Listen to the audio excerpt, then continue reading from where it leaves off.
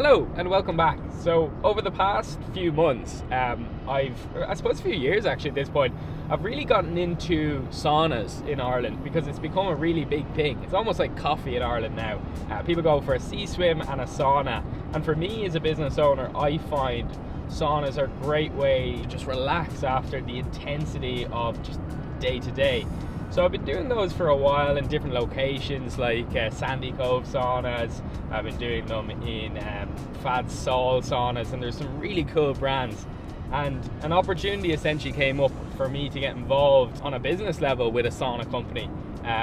My client called Pods For You essentially were pitching the idea to me that they were going to launch a saunas business. And instead of my agency doing all the marketing, I suggested that I invest in the business. And here we are. So that was actually like 18 months ago. And in this video, I'm going to talk to you about the development of that company. So if you want to know more about the costs of starting a sauna business and everything that's involved, keep watching.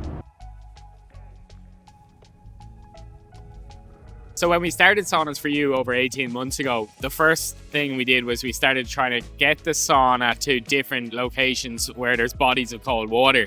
And that was actually working quite well. So we'd pull up to a place called Digby Bridge on a weekend and we'd launch appointments. So people would book online, come down, use the sauna, jump in the canal, and worked really well. The thing was, it was really time consuming, and both myself and my two business partners are just also trying to run our businesses. So it didn't really, from a time perspective, it didn't make sense. So we stopped that. That just fell off just because the input really.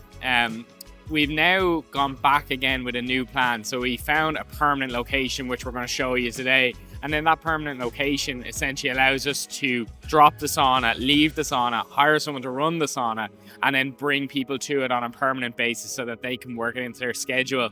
And I'm more excited about that. So that's required us to get planning permission and has required us to go through all the legalities, I suppose, of getting a first permanent location. We also had another service, which we're going to now, which I will talk about when we get there. So we've just come out of a venue there where we were pitching about basically building a sauna, customizing the sauna and placing it on site, which is essentially 1/3 of the services we're offering. I think we stand out because we can do that customized sauna side of things, but I think the goal with Saunas For You is eventually to have one sauna that's on the road, our custom sauna design services for venues and locations, and then the on-site sauna, which we'll be taking a look at shortly. And I think collectively all those will work quite well. I'm also trying to balance that with running social directions agency. So I suppose the plan in 2025 will be to try give, like say, a day a week to Saunas For You, try to get that up and running, and then once it's up and running, kind of hopefully all things going well, let that potentially run itself. So yeah, this is the space. It essentially starts, this is very rough, but it starts around here, and then we go out here, coming out here, and then we walk all the way down along here, taking us some of these spots, and then back down in here. So it is quite a nice bit of space, and the reason we've got this space is because we've got 3 ice baths going side by side. We've got a changing room. I think there's 2 changing rooms, a toilet, a reception area, and then obviously the sauna for 12 people as well. So there's quite a setup needed. And I really want to put an emphasis on having a place that is really nice to spend time and that you want to relax in, especially when it's summer months. So we'll just have people lounging around, possibly coming off the back end of a football pitch back here, or having gone for a coffee over here.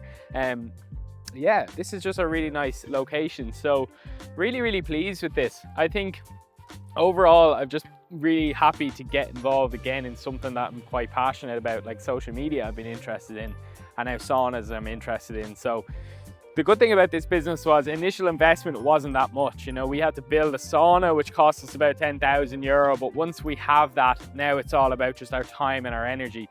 We're obviously going to have to put further investment into building out the construction of changing rooms, bathrooms, and all that side of things. And I will happily talk about the costs involved with that.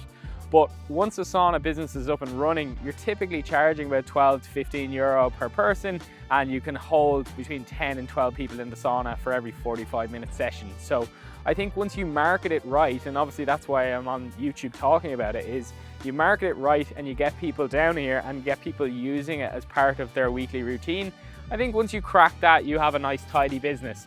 Obviously just getting to that point is the tough point, because there's definitely lots of places in Dublin that aren't busy, and then there's some that are doing it really well. So my job is to come in, do the marketing, do it really well, and just get the name of Saunas for You out there across Newbridge and the vicinity so people use it. So the first step obviously is to get this planning permission. Planning permission is done, get the stamp of approval, and once it's done, then December, January, we're going to be like trucking along to having this location released. So it's exciting times. But anyway, it's freezing now. Paolo and I are very cold. It's time to get back to the office.